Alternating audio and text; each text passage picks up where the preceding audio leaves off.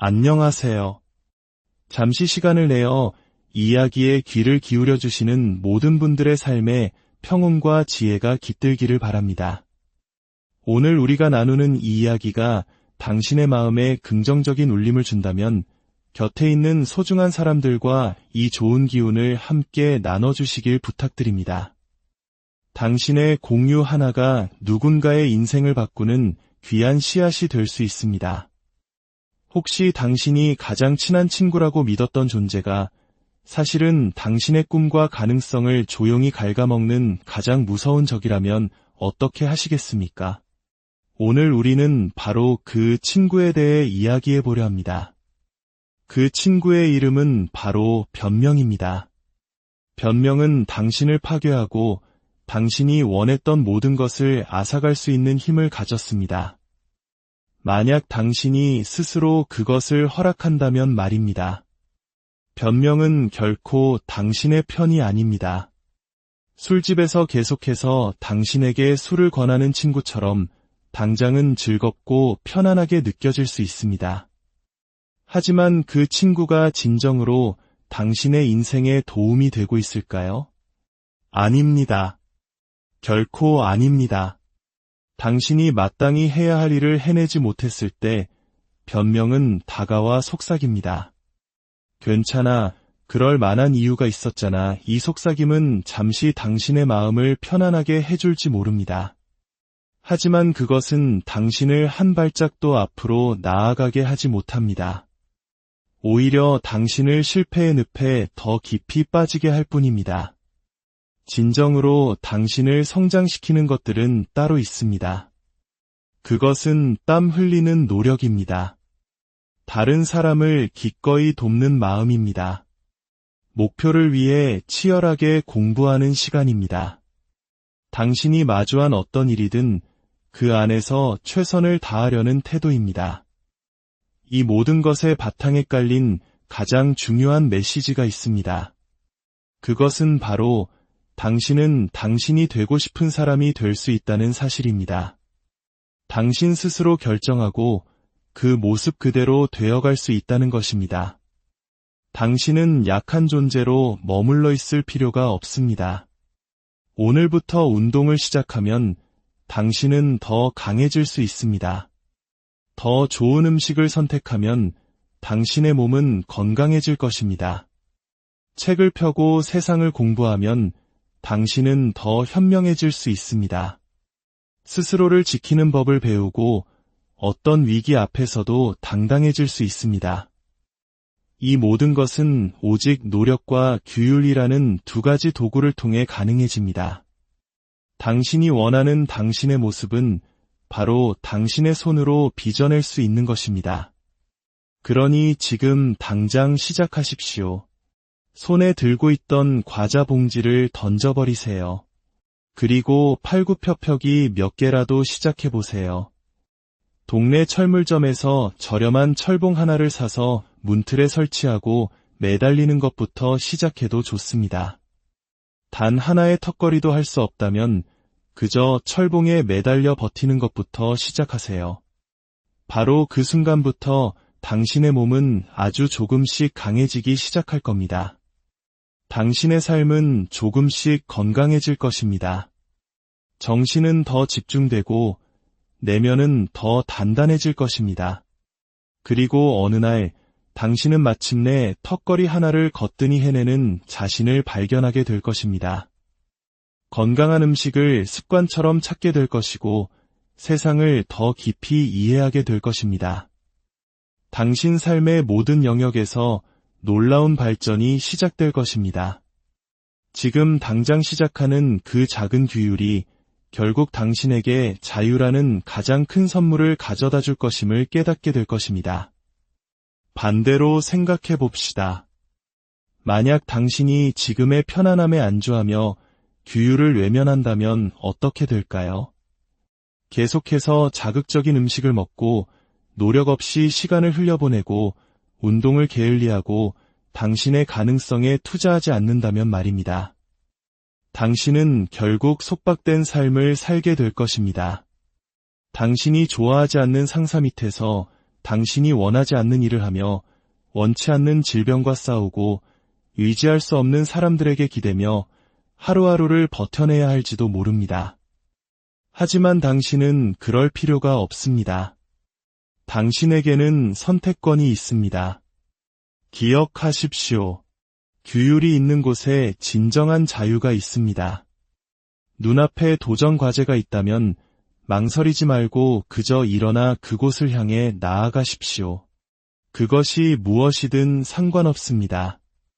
그냥 나아가서 부딪히십시오. 성공할 수도 있고 실패할 수도 있습니다. 하지만 결과와 상관없이 도전하기 전보다 당신은 분명히 더 나은 사람이 되어 있을 것입니다. 그리고 다음 도전을 맞이했을 때 당신은 훨씬 더 잘 준비된 상태일 겁니다.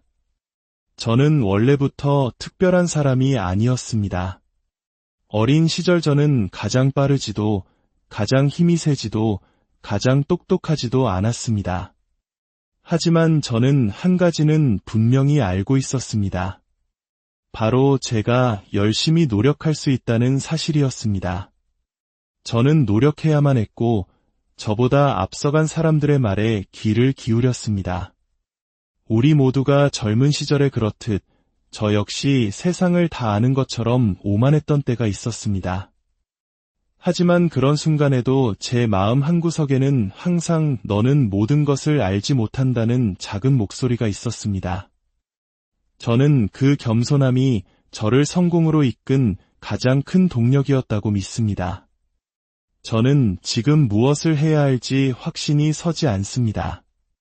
여러분의 생각은 어떻습니까? 라고 묻는 것을 두려워하지 않았습니다. 제 생각의 한계에 부딪힌 것 같습니다. 도움이 필요합니다. 라고 말하는 것을 부끄러워하지 않았습니다. 그렇다면 이와 정반대에 있는 것은 무엇일까요? 바로 변명과 남 탓입니다. 그리고 이 모든 것을 이겨내는 힘이 바로 극한의 주인의식, 즉 모든 것을 온전히 자신의 책임으로 받아들이는 태도입니다. 극한의 주인의식이란 이런 것입니다. 일이 잘못되었을 때, 실패했을 때, 목표를 이루지 못했을 때, 그것을 상사의 탓, 연인의 탓, 부모님의 탓, 심지어 날씨 탓으로 돌리지 않는 것입니다. 그 대신 이것은 나의 잘못이다. 내가 책임지고 해결하겠다. 라고 말하는 것입니다. 솔직히 말해 이것은 매우 고통스러운 일입니다. 당신의 삶을 둘러보고 당신의 직장, 경제 상황, 인간관계, 건강 상태를 마주하고 그곳에 있는 모든 문제들의 원인이 바로 나 자신 때문이라고 인정하는 것은 가슴 아픈 일입니다. 우리의 자존심은 그 사실을 거부하고 변명을 만들어내고 거짓말을 합니다. 그러면 우리는 아무것도 바꿀 필요가 없고 결국 아무것도 바뀌지 않습니다. 하지만 이 아픈 진실 속에는 놀라운 힘이 숨어 있습니다. 만약 이 모든 문제가 나 때문에 생긴 것이라면 그것은 곧 내가 이 문제들을 해결할 능력이 있다는 뜻이기 때문입니다. 모든 것을 내 책임으로 받아들이는 것은 고통스럽지만 동시에 믿을 수 없을 만큼 해방감을 줍니다. 이제 당신은 당신의 운명과 미래를 스스로 통제할 수 있게 된 것입니다. 이 얼마나 영광스러운 일입니까? 규율이 당신의 삶에 많을수록 당신은 더 많은 자유를 얻게 될 것입니다. 이것은 역설처럼 들리지만 명백한 진리입니다. 운동하고 건강하게 먹을 규율이 없다면 당신은 질병의 노예가 될 것입니다. 열심히 일하고 돈을 아낄 규율이 없다면 당신은 재정 문제의 노예가 될 것입니다. 시간을 올바르게 관리할 규율이 없다면 당신은 단 한순간의 자유시간도 갖지 못하게 될 것입니다. 하지만 당신에게 스스로를 통제하는 규율이 있다면, 열심히 일하고 현명하게 투자할 규율이 있다면, 운동하고 건강을 챙길 규율이 있다면 당신은 결국 진정한 자유를 얻게 될 것입니다. 혹독한 군사훈련 중에는 파도 고문이라 불리는 것이 있습니다. 차가운 바닷물에 훈련병들을 앉혀놓고 저체온증 직전까지 버티게 하는 훈련입니다. 어쩌면 이 이야기는 혹독한 군 생활을 경험한 대한민국의 많은 남성들에게는 낯설지 않은 풍경일지도 모릅니다. 그 끔찍한 상황 속에서 배울 수 있는 것은 단 하나입니다. 불평하거나 도망치는 것이 아니라 그저 어깨를 으쓱하고 앞으로 나아가는 법을 배우는 것입니다. 어차피 피할 수 없는 고통이라면 정면으로 마주하고 이겨내는 법을 배우는 것입니다. 결국 모든 것은 이 질문으로 귀결됩니다. 당신은 진정으로 그것을 원합니까? 원하지 않습니까? 만약 당신이 진심으로 무언가를 원한다면 세상 그 무엇이 당신을 막을 수 있겠습니까? 아무것도 없습니다. 하지만 당신이 간절히 원하지 않는다면 아주 사소한 장애물조차 당신을 멈춰 세우는 거대한 변명거리가 될 것입니다. 우리는 살면서 수많은 감정의 파도를 겪습니다. 슬픔, 분노, 좌절 같은 감정들 말입니다. 때로는 감정에 휩싸여 잘못된 결정을 내리기도 합니다. 그리고는 변명합니다. 내가 슬펐기 때문에 그랬어. 충격적인 일을 겪었기 때문에 어쩔 수 없었어. 라고 말입니다. 하지만 감정은 당신이 아닙니다. 당신은 감정을 느끼는 존재이지 감정 그 자체가 아닙니다. 감정을 억누르는 것은 좋지 않지만 감정이 당신 삶의 주인이 되게 내버려두는 것은 더 위험합니다. 어느 순간 당신은 이제 내 감정이 나를 잘못된 길로 이끌고 있다. 이제 내가 통제권을 되찾아야 한다. 라고 선언해야 합니다.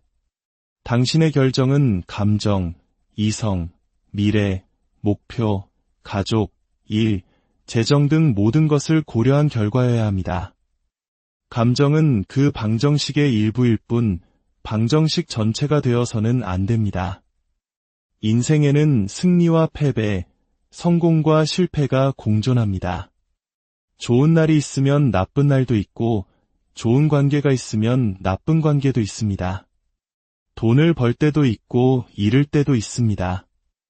이 모든 부침 속에서 당신의 감정이 극단적으로 요동친다면 당신의 삶은 위태로워질 것입니다. 세상의 모든 일을 약간의 거리를 두고 바라보며 너무 한쪽으로 치우치지 않는 안정된 중심을 찾으십시오. 그러면 당신은 괜찮을 겁니다. 지금 당신이 인생이라는 숲속에서 길을 잃었다고 느낀다면, 어디로 가야 할지 전혀 모르겠다면 기억하십시오. 일단 걸음을 떼어야 합니다. 가만히 서 있는 사람에게는 풍경이 절대 바뀌지 않습니다. 앞으로 나아가야만 시야가 넓어지고 관점이 바뀌고 무언가 진전을 이룰 수 있습니다. 최악의 경우 잘못된 방향으로 걸어갔다는 사실을 깨닫게 될 수도 있습니다.